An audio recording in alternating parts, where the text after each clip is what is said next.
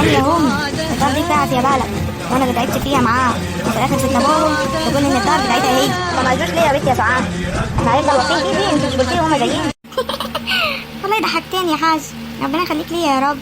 انت اللي مبروك عليا، ربنا يخليك ليا يا رب ويبعد عننا الناس الوحشه وعينيها كمان. الف مبروك يا جمالات، الف مبروك يا حبيبتي، الف مبروك يا حاج عبد الله، يا رب ما اقول لكم الف مبروك على الوعد. اللهم امين. انا مستنياه بفارغ الصبر.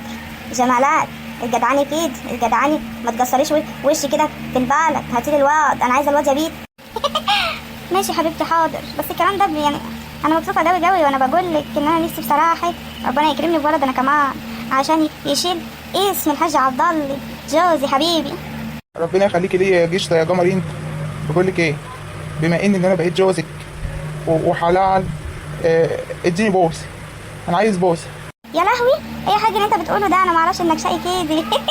ايوه طبعا، هو في حد ياخد القمر ده كله وكمان ما يبقاش طيفس؟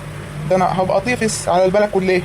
طب يلا يلا يا حاج عبد الله، روح هتلاقي الهديه بتاعه الجواز وتعال احنا مستنيين.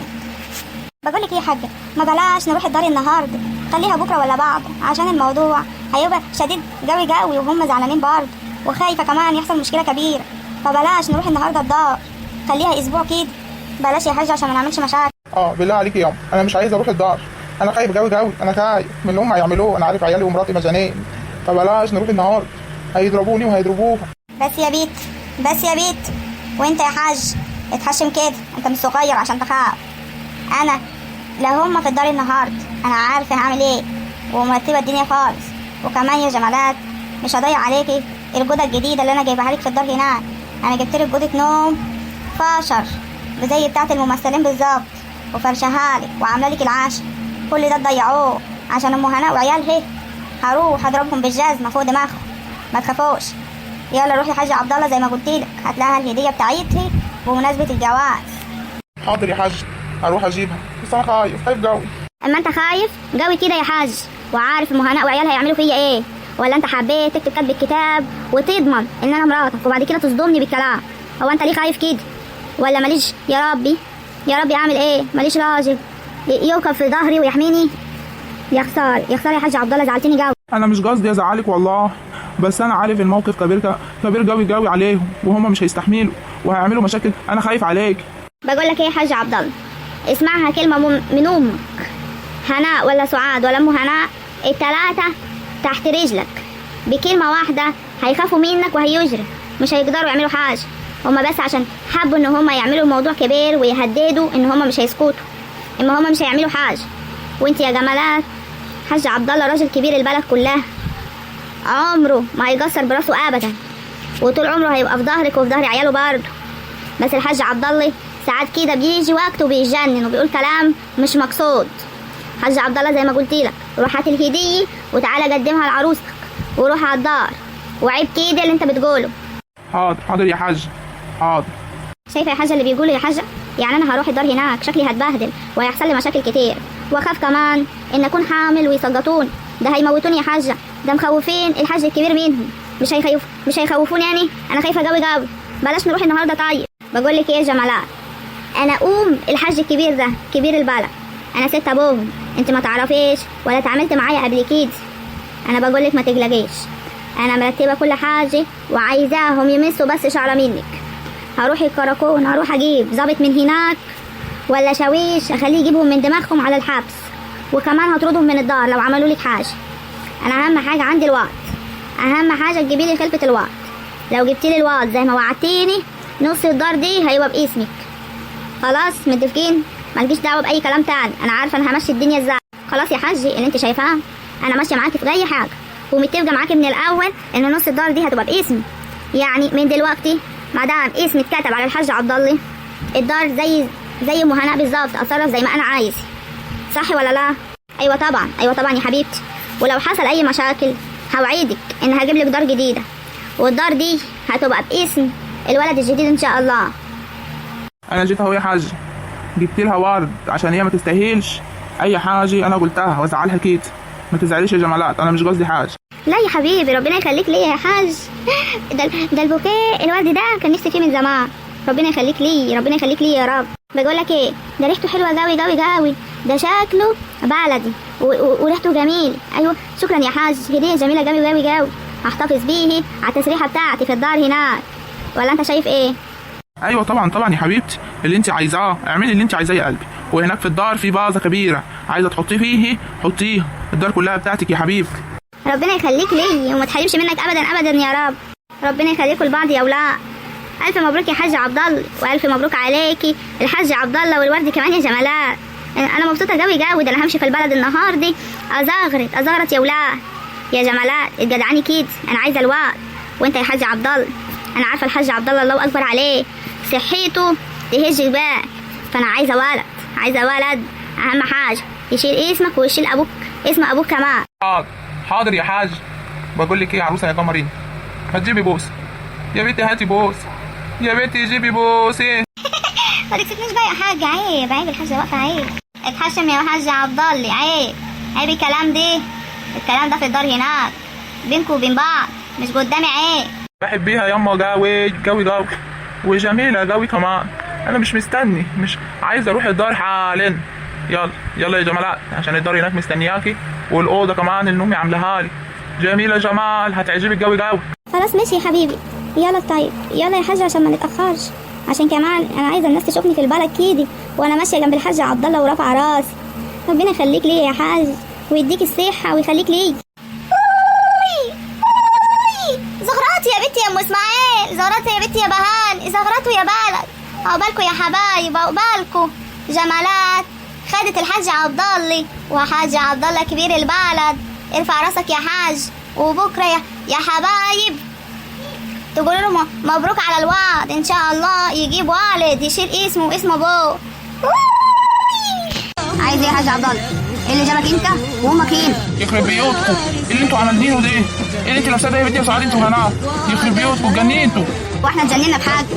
ده احنا هنتجنن اكتر واكتر. احنا مش هنسكت غير لما نجيب كل واحد راسه تحت رجلي هنا. لو مش مشيتوا هجيب كل واحد راسه مقطوعه، مش نايمه كده، مقطوعه تحت رجلي. بقول لك ايه يا مهناء، بقول لك يا بيت، روحي اقلعي القرف اللي انتوا لابسينه ده، وكمان ارمي السكين، ارمي السكينه يا مهناء عشان ما اروحش الكراكون وابلغه بالكلام اللي انت قلتيه ده كله. انا حاسه بموقفك وعارفه انك تعبانه وزعلانه، بس تخلي البنت كده عروسه جديده تقعد تعيط وتصدمي ابني؟ لا. وكمان عايزين تودونا في داهيه وتقتلونا؟ ده احنا هنقتلكوا واحد واحد دلوقتي. وليه اروح الكراكون واقول له الكلام دي وياخدكوا على الكراكون تاخدوا عالجه حلوه قوي، وبعد كده نبقى نشوف الموضوع دي بعدين. بقول لك ايه، انت مش هتيجي تهدديني انا وعيالي، ده انا هخرب لك بيتك وهولع لك في الدار دلوقتي لو دخلت انت والحاج عبد الله والعروسه الجاموسه دي.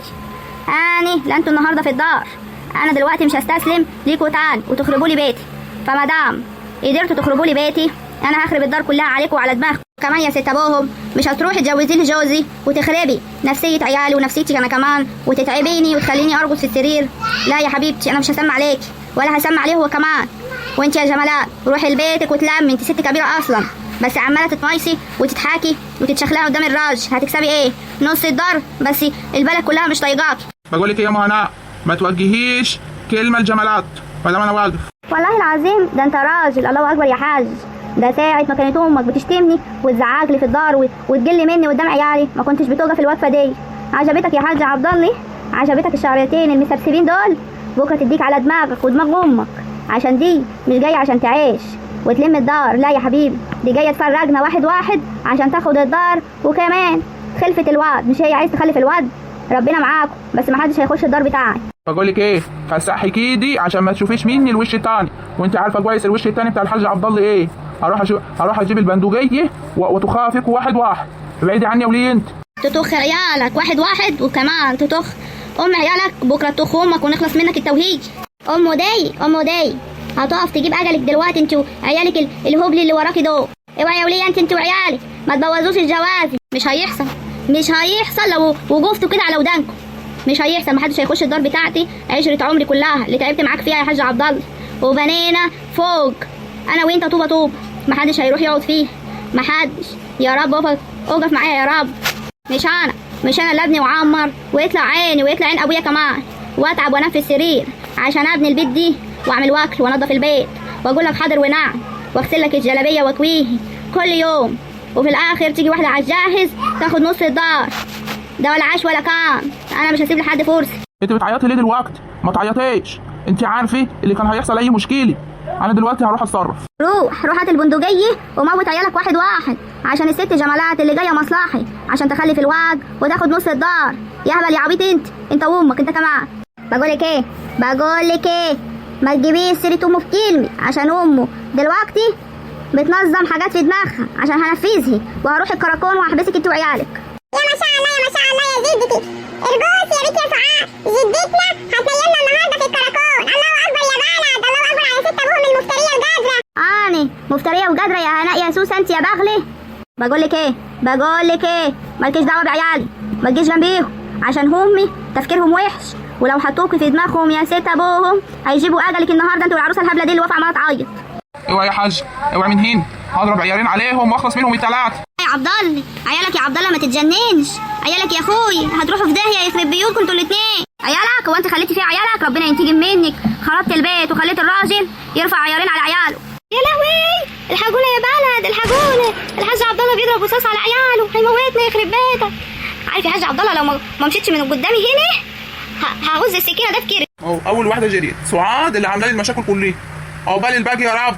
بقول لك ايه ارمي البتاع اللي معاك دي، ارمي معاك البتاع دي هموتك. شيلوا من عليك هتموتني يا فاض. انا هموتك خالص، هجيب اجلك النهارده. ايوه كده يا ايوه كده، خلاص بقى بطلي عياط اهو، الحاجه هتضربهم واحده واحده. امشي يا وليه من هنا، امشي لما وليدك امشي. اوعى يا وليد، اوعى ربنا ياخدك يا امي مش بتنطق يابا. انت كمان تعالي، مش انا قلت لك يا جميل انت ما تقلقيش. تعبتوني. تعالي يا جمالات نوري الدار. حاضر يا حاج، ربنا يخليكي ليا عشان ما ضيعتيش فرحتي. يلا يا حاج يلا عشان انا تعبت قوي وعايزه انام. وبكده خلصت الحكايه، امي ماتت وانا ضربت عندي وسعاد اختي جريت من